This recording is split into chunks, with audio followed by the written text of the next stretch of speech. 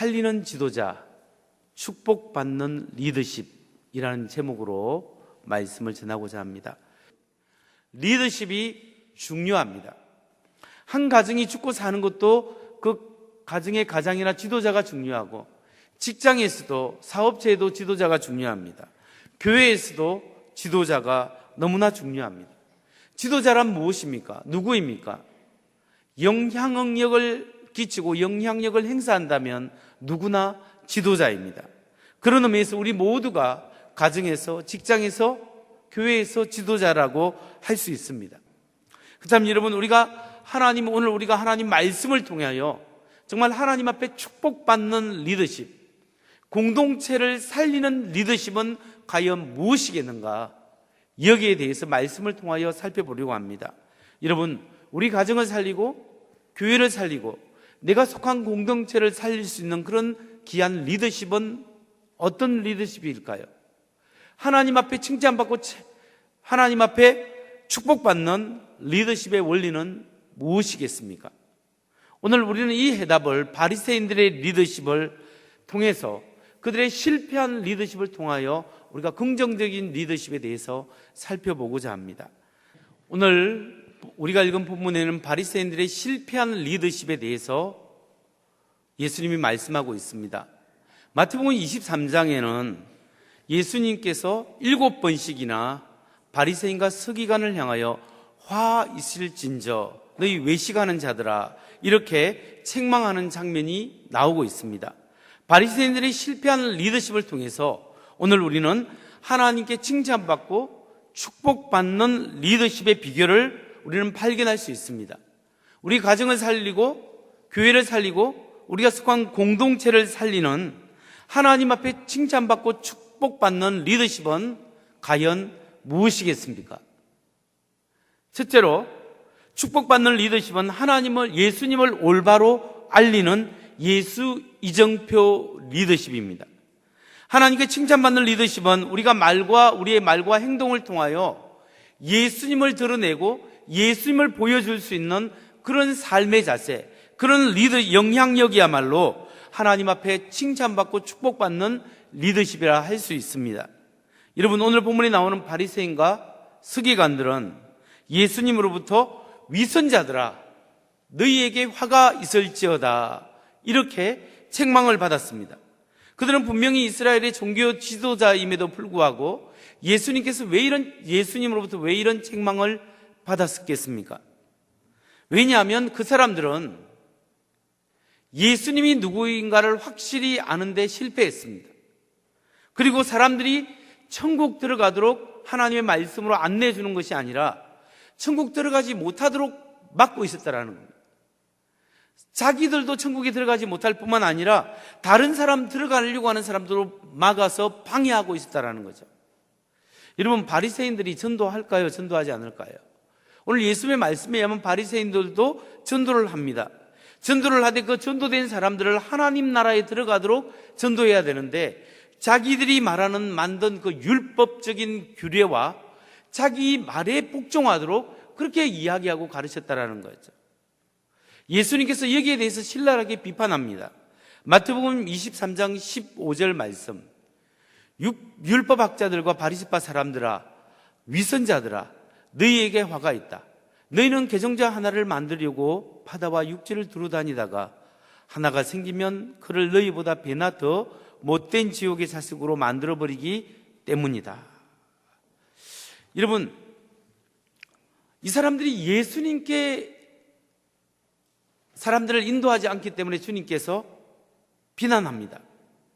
우리 한 사람 한 사람이 하나님께 축복받는 그런 사람이 되려고 하면 우리가 우리의 말과 행동을 통하여 하나님께 인도할 수 있어야 합니다. 다시 말해서 예수님께 안내하는 그 삶, 그 사람, 그 신앙이 하나님 앞에 축복받고 칭찬받을 수 있는 신앙이에요. 여러분, 우리가 신앙생활하면서 하나님께 기도할 수 있습니다. 주님, 우리 가정을 형통케 하시고 우리 자녀들을 축복하시고 내가 하는 직장과 사업체를 주님 축복하여 주옵소서. 이렇게 기도할 수 있습니까? 없습니까? 기도할 수 있죠. 그러나 우리가 이런 기도 속에서 우리가 정말 해야 될 기도는 뭐냐면, 하나님 아버지, 나의 삶을 통하여 사람들이 예수님을 보게 하여 주옵소서. 나의 말과 행실을 통하여 사람들로 하여금 예수님으로 인도하는 이정표가 되게 하여 주옵소서. 이것이 우리 기도 제목이고 이것이 우리의 소원이 되어야 합니다. 여러분, 간혹 저는 직장 생활을 같이 하는 사람 중에 그 사람을 교회로 인도하는 사람들을 보게 됩니다. 저는 그런 분은 너무나 대단한 사람이라고 생각합니다. 같이 생활하고 같은 직장 생활 속에서 이 사람이 얼마나 수고하고 애쓰고 노력하면 자기 직장 동료가 같은 교회에 나오도록 그렇게 마음에 감동이 있겠습니까? 여러분, 우리의 삶 속에 정말 우리의 말과 행동을 통하여 예수님을 드러내고 예수님을 보여주고 예수님께로 인도하는 삶이 있다면 그 사람이야말로 정말 대단한 영향력이고 그 사람이야말로 하나님 보시기에 위대한 리더십을 가졌다고 할 수 있습니다. 생명을 살리고 공동체를 살릴 수 있는 리더십, 그것은 우리의 삶을 통하여 예수님을 보여주고 예수님을 드러내는, 예수님께로 안내하는 리더십이 하나님께 칭찬받을 수 있는 리더십인 것을 믿으시기 바랍니다. 두 번째로 하나님께 칭찬받고 축복받는 리더십은 복음의 원리에 충실한 삶입니다. 가장 중요한 복음의 본질에 충실할 때 우리는 하나님께 칭찬받고 사람을 살리는 리더십을 발휘할 수 있는 겁니다. 여러분, 오늘 본문의 바리새인과 율법학자들은 세 번째와 네 번째로 예수님으로부터 너희에게 화가 있을지어다 라고 책망받습니다. 그렇게 책망받는 이유가 무엇인지 아십니까? 그 지도자들은 구체적으로 율법 조항을 지키고 율법 의식에만 신경을 썼기 때문에 진짜 율법의 중요한 의도, 율법의 진정한 본질을 놓쳐버리고 살았다라는 것을. 하나님이 율법을 주신 이유는 하나님께로 가는 길을 안내해주고 하나님을 사랑하고 이웃을 사랑할 수 있는 방법에 대해서 알려준 겁니다. 그런데 이 사람들은 율법 조항 하나하나에 얽매여서 율법이 가장 중요하게 여기는 그 핵심을 놓치고 그것을 삶으로 살지 못했다라는 거죠. 그래서 예수님께서 책망하십니다. 마태복음 23장 16절에서 19절 말씀. 눈먼 인도자들아, 너희에게 화가 있다. 너희는 누구든지 성전을 두고 맹세하면 아무래도 좋으나 누구든지 성전에 금을 두고 맹세하면 지켜야 한다고 말한다. 어리석고 눈먼 자들아, 어느 것이 더 중하냐? 금이냐 그 금을 거룩하게 하는 성전이냐?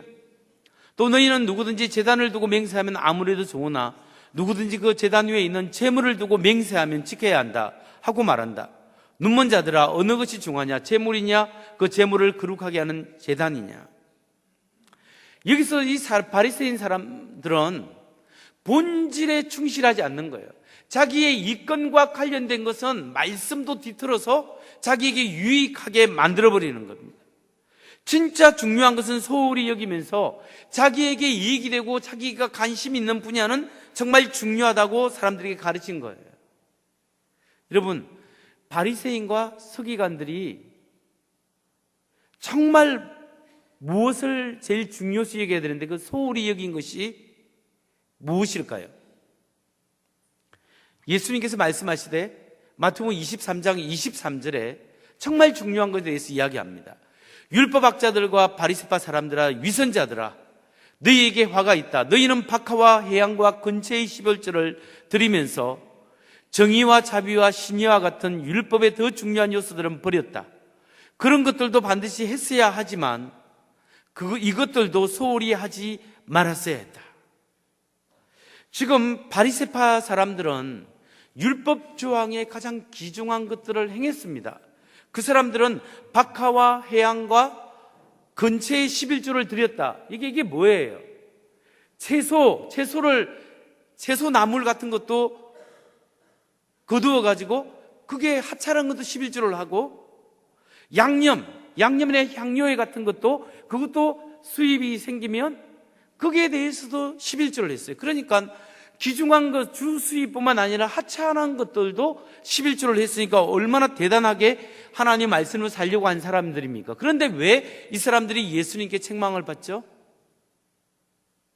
왜냐하면 율법 조항에 얽매여 있으면서 율법의 가장 기본이 되는 하나님 사랑, 이웃 사랑의 표현들, 다시 말해서 정의로운 삶, 자비로운 삶, 신의를 지키는 삶, 이런 것들은 너무나 등한시해버린 거예요. 하나님 나라에서 진정으로 중요한 삶은 우리가 올바르게 살아가고 정의롭게 살아가는 삶입니다. 다른 사람을 불쌍히 여기고 긍휼히 여기는 삶이에요. 그리고 다른 사람에게 함께 신용 있는 삶이 정말 중요합니다. 이걸 달리 말하면 우리 예수 믿는 사람은 정직하고 정의로운 삶을 살아가야 돼요. 예수 믿는 사람이 올바르게 살아가야지 엉뚱하게 다른 사람의 피해를 입히면서 자기 유익을 취하는 삶은 하나님 보시기에 예수 믿는 삶이 아니라는 거예요. 예수 믿는 사람이 남을 더 긍휼히 여기고 불쌍히 여기고 그런 부드러운 마음이 있어야 되는데 모질게 하고 어렵게 하고 남의 힘들게 하고 모욕을 주는 그런 사람은 하나님을 경외하는 사람이 아니라는 거예요. 하나님께 예수 믿는 예수쟁이들은 다른 사람보다 더 신용이 있어야 돼요. 믿을만 해야 돼요. 자기가 손해볼지라도 자기가 한 말에 책임을 지고 그것을 집행해야 하고 신의 있게 신용 있게 살아가야 되는 거예요. 바리새인들은 율법 조항 하나하나는 지켰지만 하나님을 사랑하고 이웃을 사랑하는 이 귀중한 삶의 원리를 놓치고 살았습니다. 그래서 예수님께 책망을 받았습니다. 여러분, 오늘날 우리는 교회에서 신앙생활 하는데 예수님 보시기에도 이런 원리에 충실하지 않을 때 책망받을 수 있습니다. 많은 그리스도인들이 기도를 열심히 하지만 정의롭고 올바르게 사는 삶, 이걸 놓칠 때가 있어요. 작은 이익 때문에 양심을 팔아버리고 양심에 끓이끼는 그런 일을 우리도 할 때가 있습니다. 그러면 하나님 보시기에 이게 얼마나 부끄러운가를 우리가 생각해야 하는 거예요. 우리가 아무리 예배를 잘 드리고 헌금을 많이 한다 하더라도 정말 믿음으로 살아갈 때 연약한 사람, 정말 어려운 사람을 불쌍히 이길 수 있는 이런 부드러운 마음을 놓치고 있다면, 우리 마음이 굳어서 다른 사람을 무시하고 모욕한다면 이 사람은 하나님 보시기에 귀중한 믿음이 아닌 거예요. 우리가 아무리 기도 생활을 열심히 하고 우리가 수많은 시간을 두세 시간씩 기도를 한다고 말씀을 외우고 암송한다 할지라도 이 자기가 한 말에 책임을 지지는 신용이 없다면 기본적으로 하나님을 경외하는 삶에서 많이 멀어져 있다는 것을 우리가 알아야 합니다. 여러분, 우리가 행위로 구원을 받을 수는 없어요. 그런데 구원받은 하나님의 백성은 최소한 남에게 의도적으로 피해를 입혀서는 안 됩니다. 그리고 그것을 통하여 나의 유익을 취하려고 하면 이거는 너무나 잘못된 거예요. 우리의 삶과 우리의 신앙 고백이 분리되어 있는 게 아니에요. 그렇기 때문에 우리가 예수 믿는 사람은 하나님께 받은 그 사랑 때문에 하나님의 은혜 속에 살아가면서 이 사회의 구성원으로서 정직하고 올바르게 살기 위해서 하나님 앞에 몸부림치는 노력이 있어야 합니다. 또한 우리가 긍휼히 여기고 불쌍히 여겨서 도와줄 사람을 도와줄 수 있는 그런 부드러운 마음이 있어야 되고, 내가 한 일에 대해서 어떤 대가를 치르더라도 내가 한 말 약속한 것은 지키기 위해서 노력하고, 손해보더라도 내가 그 신용 있게 살기 위해서 노력하고 살아갈 때 하나님께서 보시기에 그 손해가 아니라 하나님 보시기에 그것이야말로 축복의 사람이다, 그것이야말로 정말 예수 믿는 삶의 모습이라는 것을 우리가 깨달아야 합니다. 오늘날 이 땅에 수많은 그리스도인이 있지만 양심에 끓이키는 그 일조차도 우리가 무시해버리고 엉뚱한 일을 해버리기 때문에 하나님의 이름이 추락될 경우가 많습니다. 여러분, 우리가 이런 하나님을 사랑하고 이웃을 사랑할 때 정직과 성실한 삶이 얼마나 중요한가를 다시 한번 믿으시기 바랍니다. 그리고 그런 삶으로 주님을 드러내는 여러분 되시기 바랍니다. 세 번째로 하나님께 칭찬받고 공동체를 살리는 리더십은 무엇이겠습니까? 그것은 나의 내면으로부터 변화되는 리더십입니다. 내 속 사람이 하나님의 은혜와 하나님의 사랑으로, 하나님의 긍휼하심으로 변화될 때 나의 영혼이 변화되고 나의 심령이 변화되고 나의 삶이 바뀌어질 수 있는 거예요. 외적으로 아무리 우리가 분지를 하게 해도 내 속 사람이 바뀌어지지 않으면 안 된다는 겁니다.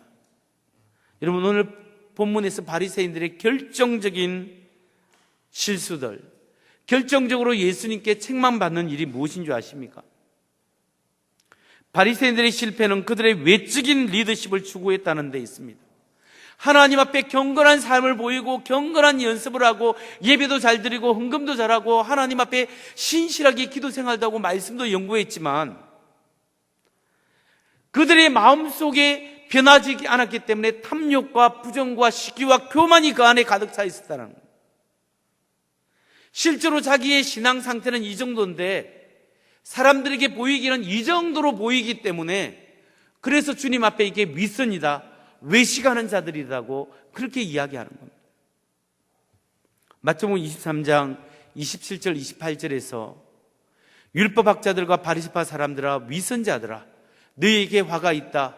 너희가 해칠한 무덤과 같기 때문이다. 그것은 겉으로는 아름답게 보이지만 그 안에는 죽은 사람의 뼈와 온갖 더러운 것이 가득하다.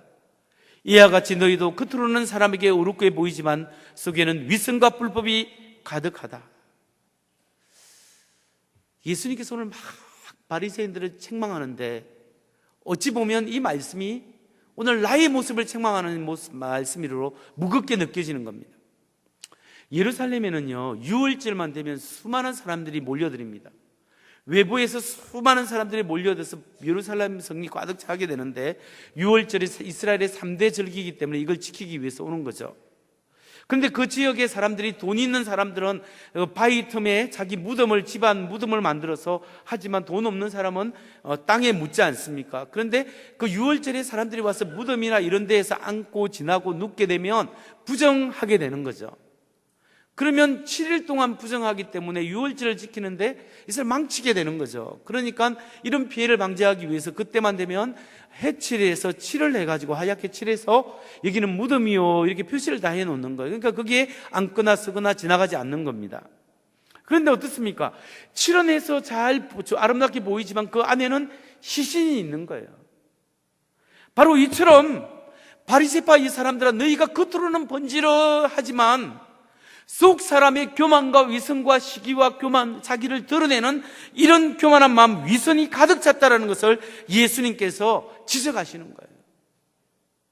오늘 내가 예수님을 수십 년 믿고 오랫동안 믿어왔지만 내 속 사람이 내면에 변화되지 않고 내 속 사람이 바뀌어지지 않으면 겉으로 우리가 신앙생활을 하고 번지르를 하지만 내 안이 골마서 썩어가는 거예요. 예수를 수십 년 믿었지만 예수 믿는 기쁨이 없어요. 하나님에 대한 확신이 없어요. 성령이 오늘 내 삶 속에 역사하시는 그 은혜를 경험하지 못해요. 속이 바뀌어져야 합니다. 내면이 변화되어야 돼요. 내면이 말씀으로 바뀌어야 되는 거예요. 하나님의 말씀이 성령을 통하여 우리 마음속에 올 때 첫 번째 고백하는 게 주여 나는 죄인이로소이다. 내가 얼마나 하나님 앞에 죄인인가를 깨닫게 되는 거예요. 하나님 앞에 내가 이 하나님의 은혜가 아니면 죽을 수밖에 없는 엄청난 죄인이구나. 이걸 내가 고백하게 되고 내 속이 시커먼 죄인이구나. 주님 없이는 내가 살 수 없습니다. 이렇게 고백하고 회개하고 돌이켜서 속 사람이 내 중심에서 하나님 중심으로 바뀌게 되면 생각이 달라지는 거예요. 전에는 내가 좋아하고 내가 먹고 잘 사는 게 중요하지만 이제는 나를 구원하신 하나님의 나라가 중요하구나. 가치관이 바뀌어지는 거예요. 하나님을 기쁘게 하는 삶이 인생의 참으로 행복한 삶이구나. 하나님의 일에 동참하는 것이 가장 귀한 삶이구나. 이렇게 가치관과 생각이 바뀌어지고 삶의 태도가 바뀌어지는 거예요. 삶의 태도가 바뀌어지면 우리 마음속에부터 성령의 열매로 자라나는 게 있어요. 그게 뭐냐면 사랑하는 마음, 기뻐하는 마음, 남을 긍휼히 여기는 마음, 신실한 마음, 절제하는 마음, 믿을만한 신실함이 우리 속에서부터 자라나서 신앙 인격이 변화되는 거예요. 이렇게 신앙 인격이 변화되어서 우리가 나아가는 것이 결국 성령의 열매를 맺는 것이고, 그것이 신앙의 성숙이에요. 우리의 신앙 고백과 우리의 신앙의 삶이 분리될 수 없는 거예요. 이게 하나로 가는 겁니다. 여러분, 하나님 앞에 주님 바리새인처럼 외모를 취하면서 내가 경건하게 보이려고 하지 않고 내 속 사람이 바뀌어지게 하여 주옵소서, 이렇게 고백해야 합니다. 전에 어느 장로님하고 식당으로 걸어가는데 뒤에 우리 부목사님이 저하고, 그래서 저는 성경책 없이 어느 장로님이 성경책을 딱 들고 가는데 이렇게 안 올리고 그냥 이렇게 놓고 갔는데 그 모습이 얼마나 좋았는지 뒤에서 보는 우리 부목사님이 장로님, 목사님 같아 보여요. 그러니까 그 장로님이 하는 말이, 저는 목사님이 아닙니다. 왜냐하면 목사님들은 성경책을 요리 들지만 나는 이렇게 들었습니다. 이렇게 이야기하는 거예요. 농담으로 이야기했지만 여러분, 성경을 아무리 이렇게 들으면서 막 거룩한 척 해도요, 내 내면에 하나님의 은혜가 떨어지고 기쁨이 없고 내 속 사람의 하나님과 교제함이 없으면 안녕하세요 집사님 해도 정말로 하나님의 그 기쁨과 은혜를 체험할 수 없어요. 그리스도의 향내를 품어낼 수 없어요. 우리가 교회에 와서 예배드리고 할 때 주여 나를 긍휼히 여기시고 하나님의 은혜로 말미암아 내 심령이 바뀌어지게 하고 내 생각이 바뀌어지게 하시고 하나님의 생각과 긍휼하심과 은혜가 내게 가득 차게 하여 주옵소서, 기도할 때 속 사람이 바뀌어지는 여러분 되시기 바랍니다. 이게 너무 중요해요. 속 사람이 바뀌어지면 사람을 수단으로 보지 않고 목적으로 보고 존중할 수 있어요. 부자든 가난하든 명성이 있든 없든 하나님의 눈으로 한 사람 한 사람을 바라볼 수 있는 거예요. 그리고 사람을 귀중히 여길 수 있는 사람이 되는 겁니다.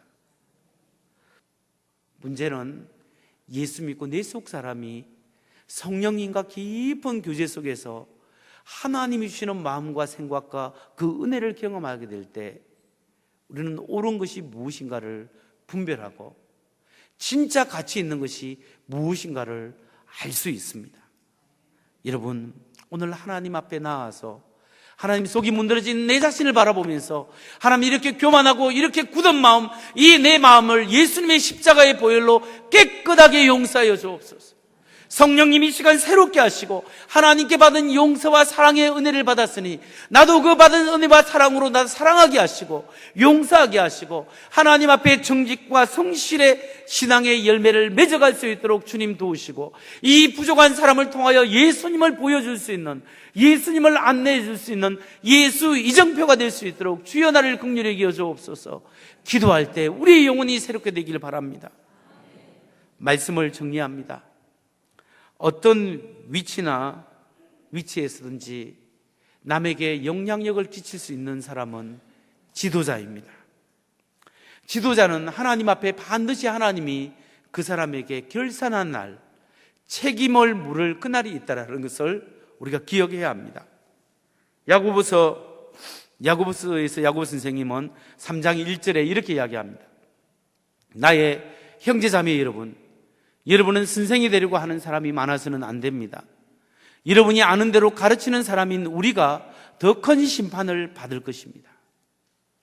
여러분, 바리새인들은 지도자면서 마음에 하나님의 은혜가 없기 때문에 속이 문드러졌고 부패했습니다.